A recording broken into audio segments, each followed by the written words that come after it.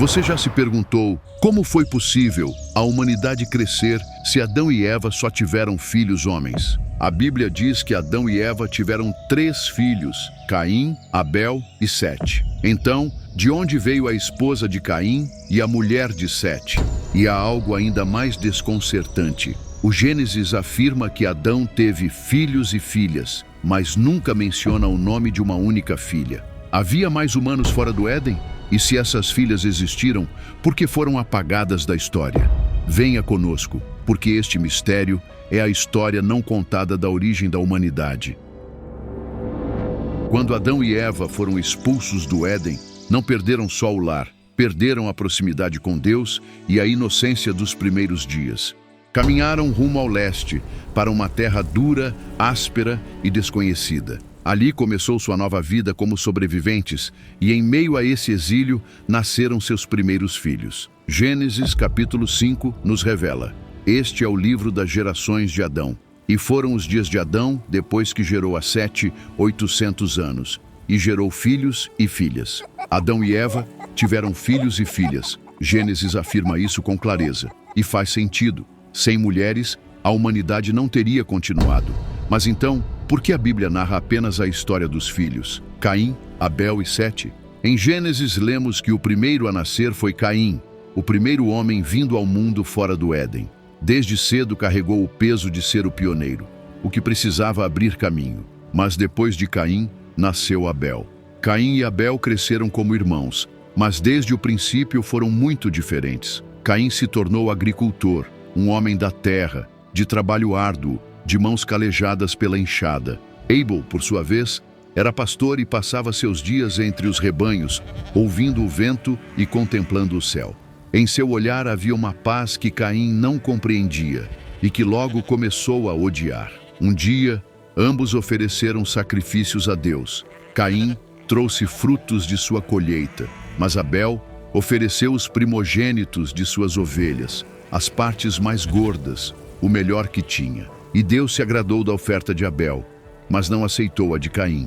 Foi então que algo se quebrou dentro de Caim. A rejeição o feriu e o orgulho o empurrou para o abismo. Deus viu o que se passava no seu coração e lhe falou diretamente: por que te iraste e por que caiu o teu semblante?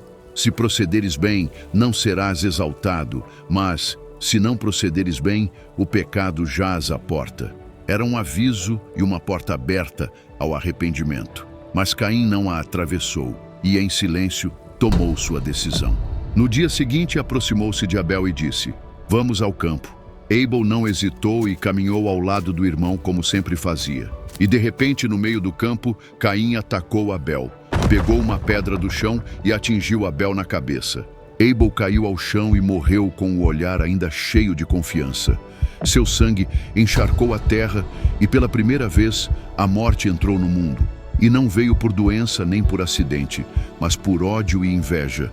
Então a voz de Deus ressoou na mente de Caim, forte e onipotente: onde está o teu irmão, Abel? Mas Caim, de coração endurecido, respondeu com frieza: não sei. Por acaso sou o guardião do meu irmão? Foi a mentira mais dolorosa, não apenas por negar o crime, mas por recusar a responsabilidade pelo que havia feito. Então Deus proferiu seu juízo: o que você fez? A voz do sangue do seu irmão clama a mim desde a terra. Maldito seja você por causa da terra, que abriu a boca para receber das suas mãos o sangue do seu irmão. Naquele instante, a vida de Caim mudou para sempre, e a terra que ele cultivava se tornou estéril. Mas o mais estranho aconteceu quando Caim ergueu a voz e respondeu: hoje me expulsas da terra, e acontecerá que qualquer um que me encontrar me matará. Qualquer um. Quem mais poderia encontrá-lo se, segundo o relato, só existiam seus pais, Adão e Eva, e, agora, ele próprio? De quem ele tinha medo? Essa frase guarda um mistério. Ou Caim sabia que havia mais pessoas no mundo, ou Deus lhe revelou que haveria. De todo modo, seu temor era real. E Deus, em vez de permitir que fosse assassinado, marcou-o. E o Senhor pôs um sinal em Caim, para que ninguém que o encontrasse o matasse. Não nos é dito que sinal era esse. Não sabemos se era visível, espiritual, simbólico ou físico. Apenas que bastava para que ninguém ousasse tocá-lo. Então, Caim partiu, saiu, literalmente, da presença do Senhor. E sua história já não se desenrolaria sob o olhar direto de Deus. Foi para o oriente do Éden, para uma terra chamada Nod, cujo nome significa errância. E ali, naquele lugar marcado pelo exílio, aconteceu algo surpreendente. E Caim conheceu sua mulher, que concebeu e deu à luz a Enoque, e edificou uma cidade e deu à cidade o nome de seu filho, Enoque. Mas isso abre um novo mistério. Como Caim pôde tomar uma esposa se, até então, apenas haviam sido mencionados Adão, Eva e seus 3 filhos? Há 3 hipóteses para tentar responder a essa questão. A primeira, e a mais aceita pela tradição bíblica, é que Caim se casou com sua irmã. Essa possibilidade, por mais desconfortável que pareça aos olhos de hoje, tem forte respaldo bíblico. Num mundo recém-criado, em que toda a humanidade descende de um único casal, uniões entre irmãos ou entre parentes próximos eram inevitáveis. E naquela época, o incesto não era considerado pecado porque ainda não existiam leis que o proibissem. A humanidade ainda estava se formando e não havia normas nem regulações. Além disso, vale lembrar que naquele tempo, a longevidade humana era extraordinária. Adão viveu 930 anos, o que permitia que várias gerações convivessem ao mesmo tempo. Poderiam ter nascido dezenas de filhos e filhas ao longo dos séculos. Caim, portanto, pode muito bem ter se casado com uma irmã mais nova, ou até com uma sobrinha. Era o natural, o único caminho para povoar a terra, e essa prática não foi exclusiva de Caim. A própria Bíblia mostra que os patriarcas do povo de Deus se uniram a parentes próximos. Abraão se casou com Sara, sua meia-irmã. Isaque, seu filho, casou-se com Rebeca, filha de seu primo. E Jacó, neto de Abraão, casou-se com Lia e Raquel, filhas de seu tio Labão. Todas essas uniões aconteceram dentro da própria família, e sem elas, a história do povo de Israel sequer teria começado. Por isso, tudo indica que a esposa de Caim foi uma irmã nascida de Adão e Eva. Mas se a esposa de Caim era mesmo sua irmã, por que a Bíblia não diz isso? Por quê? Num relato que menciona genealogias completas, detalha idades, linhagens e descendências, há silêncio justamente nesse ponto. E aqui surge a segunda hipótese, bem mais polêmica. E se Deus criou mais seres humanos além de Adão e Eva? A ideia pode parecer radical, não aparece de forma explícita na Bíblia, mas nasce de uma lógica que tenta preencher as lacunas do relato. Depois do assassinato de Abel, quando Deus condena Caim a vagar pela terra, Caim responde com medo de ser morto. Mais adiante, lemos que ele não só tomou uma esposa, como também teve um filho e fundou uma cidade. Mas ninguém ergue uma cidade para 3 pessoas. É preciso uma comunidade, trabalhadores, famílias, gerações inteiras. De onde vieram? Essas perguntas levaram alguns a sugerir que a história de Adão e Eva talvez não seja a única história humana, e sim a principal. Que Deus, além de criar o homem no Éden, poderia ter criado outros grupos humanos em outras regiões do mundo, como parte de um plano mais amplo. Em Gênesis 1, lemos: "E Deus criou o ser humano à sua imagem. A imagem de Deus o criou, homem e mulher os criou." A partir desse versículo, alguns entendem que o relato do Éden é uma narrativa específica, centrada em um casal escolhido, enquanto outros seres humanos poderiam ter existido simultaneamente. Sob essa hipótese, a esposa de Caim não seria sua irmã, e sim uma mulher descendente de uma linhagem humana paralela, não mencionada, fora do Éden. E a cidade que ele construiu teria sido habitada por esses outros grupos. Mas essa teoria colide frontalmente com um ensinamento fundamental da fé cristã, a unidade do gênero humano. Segundo a Bíblia, toda a humanidade descende de um único homem. O apóstolo Paulo foi claro ao dizer: "De um só sangue fez todo o gênero humano para que habitasse sobre toda a face da terra." Isso não é um detalhe secundário. É a base da mensagem do Evangelho. Se todos descendemos do sangue de Adão, então todos partilhamos da queda, e todos podemos compartilhar da redenção. Mas, se há 2 linhagens, Se existem humanos que não descendem de Adão, então também haveria quem não partilhasse do seu pecado e não necessitasse do Messias. Isso abriria uma fissura que atravessa toda a Bíblia, do Gênesis até a cruz. Por isso, para muitos, essa teoria fere o coração do plano de salvação, e a maioria das tradições cristãs a rejeita. Até aqui, vimos duas possibilidades: que a esposa de Caim fosse uma irmã nascida de Adão e Eva, como sugere a Bíblia, ou que viesse de uma linhagem humana desconhecida, como propõem algumas interpretações alternativas. Mas há uma terceira hipótese, uma que não vem do texto canônico, e sim de um livro antigo, preservado às margens da história bíblica, e que pode guardar a chave. Estamos falando do Livro dos Jubileus. Escrito no século II a.C., não é um livro oculto, apenas acabou ficando de fora da Bíblia. Também chamado, às vezes, de Pequeno Gênesis, ele reorganiza os primeiros capítulos bíblicos e os enche de detalhes que não aparecem no texto tradicional. E o Livro dos Jubileus afirma que Adão e Eva tiveram filhas com nome próprio. Ele menciona especificamente uma mulher chamada Auã como esposa de Caim. Sim, segundo esse texto, Caim casou-se com sua própria irmã, Auã, filha de Adão e Eva. Mas Auã não é a única filha mencionada. O livro também fala de Azura, outra filha de Adão e Eva, que foi dada por esposa a Sete, o terceiro filho mencionado em Gênesis. Assim se estabelece a estrutura familiar inicial: Caim e Auã, Sete e Azura.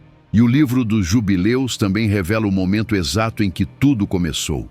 Porque, de acordo com esse antigo escrito, cada nascimento foi marcado em um calendário divino. Um calendário que não conta os anos como nós, e sim por jubileus. Cada jubileu abrange 49 anos. Nesse ciclo sagrado vão se registrando os primeiros passos da humanidade. Nada aconteceu ao acaso. Caim nasceu no primeiro ano do terceiro jubileu, exatamente no ano 130 desde a criação. Foi o primeiro homem a nascer fora do paraíso, o primeiro a não conhecer o Éden. 2 anos depois, no terceiro ano desse mesmo jubileu, nasceu Abel. E passados os anos de luto pela morte de Abel, no primeiro ano do quarto jubileu, nasceu Sete, no nosso ano 190. Sete veio como uma promessa, como o reinício de algo que havia sido perdido. Mas o livro também registra com precisão o nascimento das filhas. Auã, esposa de Caim, nasceu no 7º ano do terceiro jubileu. Isso significa que era 6 anos mais nova que o irmão. Auã foi a primeira filha nomeada de Adão e Eva e, segundo o livro dos Jubileus, foi dada em casamento ao próprio irmão, Caim. O nome Auã, no hebraico antigo, pode ser associado a ideias como tristeza, pecado e vaidade. Há quem o relacione também a desejo, anseio e até força. Esse duplo sentido não é casual. Caim tomou Auã por esposa aos 40 anos. Diz o texto que ele a conheceu na terra de Nod, e ali, naquele solo estranho e amaldiçoado, geraram Enoque e fundaram uma cidade que levaria seu nome. Assim, Auã simboliza a mulher que mantém a vida em curso a partir do exílio, oriunda da linhagem maldita que brota após o assassinato de Abel. Já Azura, a segunda filha de Adão e Eva, tem uma história cheia de significado. Segundo o livro dos Jubileus, Azura nasceu no terceiro ano do quinto jubileu, no ano 197 desde a criação. Como Abel morreu antes do ano 190, é impossível que se tenham conhecido em vida, pois Azura nasceu depois de sua morte. Ainda assim, o livro dos Jubileus afirma algo curioso. E Adão e sua esposa choraram por Abel 4 semanas de anos. E no quarto jubileu, geraram Sete e o deram por esposo a sua irmã Azura, que havia sido prometida a seu irmão Abel antes de sua morte. Estudiosos interpretam essa frase como uma forma simbólica de dizer que Azura estava destinada a Abel antes mesmo de nascer. Ou seja, que a união deles já estava nos planos de Adão e Eva para quando crescessem, mas o assassinato a impediu. Assim, Azura foi primeiramente prometida a Abel e, após seu assassinato, foi dada a Sete, e da união de ambos nasceria Enos, e com ele o despertar do espírito. Isso significa que Azura já fazia parte da linhagem dos justos desde o princípio, e que sua união com Sete marcou o reinício do plano divino para a humanidade. Seu nome, Azura, se relaciona ao azul do céu e ao lápis lazuli, pedra preciosa que nas culturas antigas simbolizava pureza, verdade e proximidade com o divino. Na Mesopotâmia e no Egito, o lápis lazuli era usado em coroas, templos e objetos sagrados como a pedra do céu.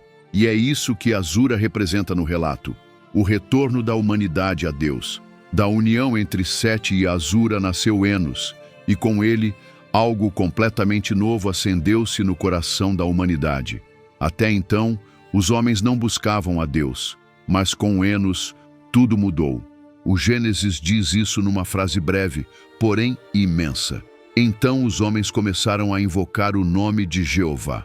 É a primeira vez que o ser humano reconhece que precisa de algo além de terra, alimento ou descendência. Precisa do Criador. Com Enos, nasceu a adoração. O homem entendeu que não podia caminhar sozinho, que precisava do Deus que o formara. E assim, pela primeira vez, surgiram orações, cânticos, palavras elevadas, não aos homens, mas ao céu. Enos não é tão conhecido quanto Adão, Caim ou Noé, mas sob sua liderança, a humanidade passou a orar, a se reunir e a lembrar que Deus continuava presente. Mas esses dois casais representam dois caminhos opostos, dois ramos da mesma árvore, um marcado pelo exílio e outro pela esperança de redenção. Desde Enos começou uma linhagem distinta, uma genealogia silenciosa, mas poderosa. Dele viria Quenã, depois Maalalel, depois Jarede, e de Jarede nasceria Enoque, aquele de quem se diria, séculos depois, Enoque andou com Deus e desapareceu, porque Deus o levou. Um homem tão próximo do Criador que não conheceu a morte, mas foi tomado aos céus. Mas antes de Enoque, essa linhagem já estava traçada com cuidado. A cada filho se ensinava não apenas a cultivar a terra ou a criar animais, mas a guardar os mandamentos de Deus, mesmo antes de serem gravados em pedra no Sinaí. Sim, embora a lei ainda não tivesse sido dada a Moisés, o livro dos Jubileus afirma que, desde o princípio, Adão transmitiu a seus filhos as ordenanças eternas do céu. As festas do Senhor, o dia de repouso, as leis de pureza, a justiça e o temor de Deus. Não era uma religião vazia, era uma aliança viva, transmitida de pai para filho, de geração em geração. Enquanto a linhagem de Caim construía cidades, forjava armas e criava instrumentos, a linhagem de Sete erguia algo muito mais profundo, uma memória viva do Altíssimo. Naquele mundo antigo, os homens atravessavam séculos e viam crescer não apenas seus filhos, mas também seus netos, bisnetos e tataranetos. Adão viveu 930 anos. Matusalém, o mais longevo de todos, alcançou 969. E por aqueles séculos longos, os justos preservavam a história do Éden, da queda e da promessa do retorno. Falavam disso ao anoitecer, repetiam ao amanhecer. E assim, mesmo enquanto o pecado se multiplicava, persistia uma família que não se esquecia de Deus. Eram poucos, mas fiéis. Viviam cercados por uma humanidade que se afastava, que preferia a força, o domínio e a violência. E assim, a linhagem seguiu. De Jarede nasceu Enoque. De Enoque nasceu Matusalém. De Matusalém viria Lameque. E dele, mais adiante, viria Noé. Mas nesses séculos, algo aconteceu. Os filhos de Deus, os que descendiam de Sete, começaram a tomar por esposas as filhas dos homens. Uma aliança que jamais deveria ter acontecido, pois os descendentes de Sete começaram a se desviar. Viram a beleza das mulheres da linhagem de Caim, mulheres criadas na cultura do poder, da sensualidade e do orgulho, e as tomaram por esposas. Gênesis é claro: quando os filhos de Deus viram que as filhas dos homens eram belas, tomaram para si mulheres, escolhendo entre todas. Era o encontro de dois mundos, o mundo da aliança e o mundo do esquecimento. E dessa união nasceram gigantes, os Nefilins, homens de grande estatura e violência, que encheram a terra com sua força e sua crueldade. O termo hebraico Nefilim vem de uma raiz que significa os caídos. Eram homens violentos, famosos por sua brutalidade e por impor seu poder sobre os outros. Eram reverenciados como semideuses, mas no fundo eram monstros. Gênesis confirma: havia gigantes na terra naqueles dias, e também depois, quando os filhos de Deus se uniram às filhas dos homens, e elas lhes deram filhos. E no livro dos Jubileus também lemos: e aconteceu que, quando os filhos dos homens começaram a multiplicar-se sobre a face da terra, e lhes nasceram filhas, os anjos de Deus as viram, num ano deste jubileu, que eram formosas à vista.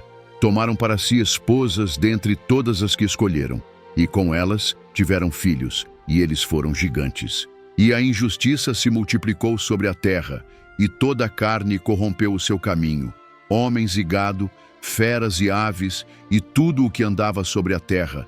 Todos perverteram seus costumes e suas ordens, e começaram a devorar-se uns aos outros. Mas, por trás dessa mistura, havia algo ainda mais sombrio.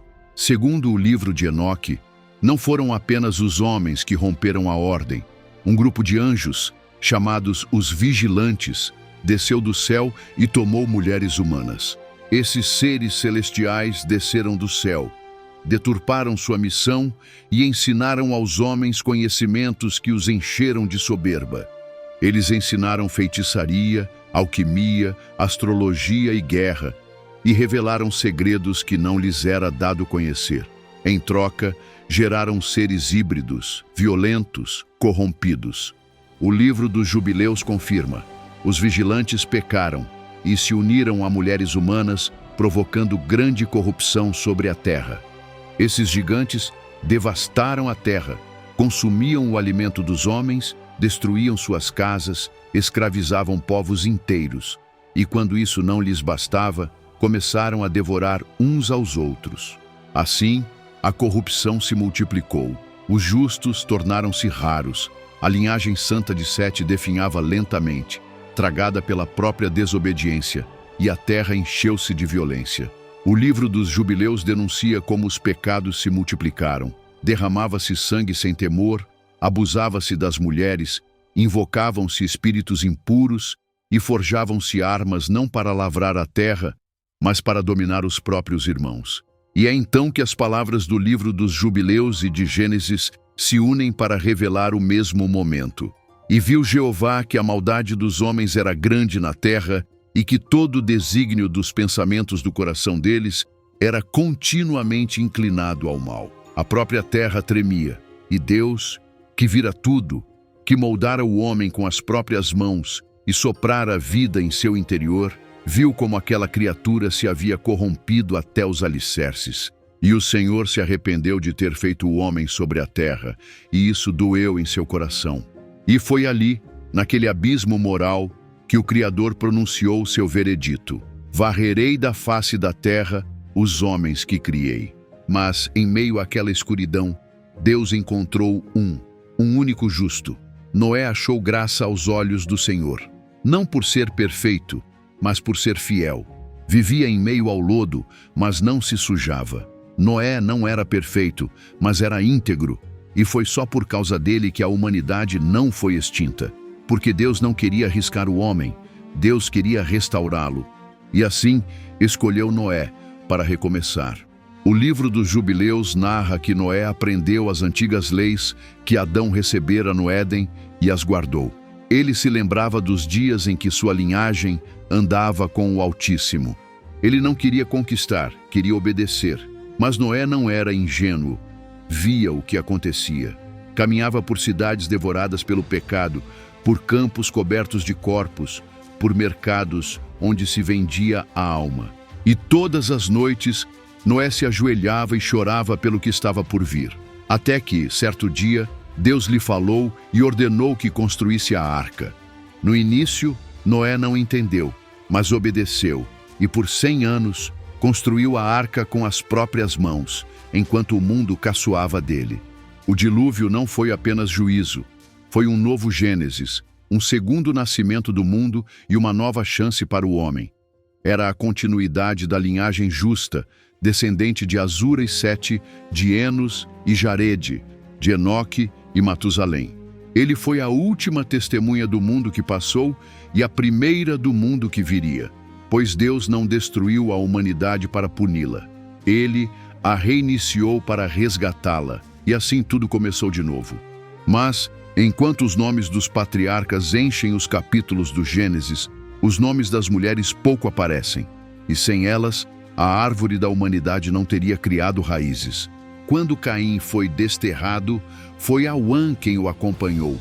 Ela não derramou o sangue do irmão, mas suportou o peso do exílio. E foi ela quem trouxe ao mundo Enoque, tornando-se a primeira mãe dos que nasceram longe de Deus. E enquanto a linhagem de Caim se espalhava pelas sombras, outra filha de Adão e Eva, Azura, recebeu a missão de dar continuidade à linhagem prometida. Dela nasceria Enos, e com Enos, a humanidade lembraria que ainda podia falar com Deus. Essas filhas, apagadas do relato oficial, foram as raízes de tudo o que viria. E não estão sozinhas. Naamá, esposa de Noé, atravessou o dilúvio. Sara, esposa de Abraão, foi mãe de um povo, mas muitas vezes aparece apenas como a mulher. Rebeca, Lia, Raquel deram à luz tribos inteiras, mas suas lágrimas não aparecem nas genealogias. Mulheres cujas vidas marcaram o centro do plano divino. Porque quando o homem caiu, Deus não levantou apenas homens, levantou famílias. E em meio a um mundo que começava com sangue, essas mulheres acenderam a centelha de algo novo, a continuidade. Elas foram instrumentos de algo mais profundo, a linhagem que sustentaria a promessa. Foram as primeiras a amar, a esperar, a resistir. Filhas do Éden, mães do pó, guardiãs da aliança que ainda não havia sido escrita. Os planos do Senhor são perfeitos, mas também maiores do que nossa mente pode abarcar. Às vezes, queremos respostas imediatas, explicações completas, detalhes precisos, mas Deus não se move segundo as nossas regras. Ele vê além e entende o que ainda não conseguimos imaginar. Na Bíblia lemos: porque os meus pensamentos não são os vossos pensamentos, nem os vossos caminhos os meus caminhos. Estas palavras nos lembram algo essencial. Há coisas que não entenderemos por completo. E tudo bem, Deus não nos exige compreensão absoluta. Ele nos convida a confiar, a caminhar com Ele, mesmo quando não enxergamos o caminho, e a buscar o seu amor, a sua direção, a sua presença. A Bíblia é o mapa que Ele nos deixou. Ela não explica tudo, mas revela o que mais importa: seu plano de redenção e seu desejo de caminhar conosco, geração após geração, mesmo quando as peças do quebra-cabeça parecem não se encaixar. E agora, a pergunta é para você. Quem você acha que foi a esposa de Caim? Teria sido uma das filhas de Adão e Eva? Qual das 3 hipóteses sobre a esposa de Caim você acha que é a correta? Compartilhe sua reflexão nos comentários, porque a sua voz também faz parte dessa busca. E, se você quer continuar desvendando os mistérios que a Escritura guarda, inscreva-se no canal, porque há muitas histórias que ainda esperam ser contadas. Bênçãos.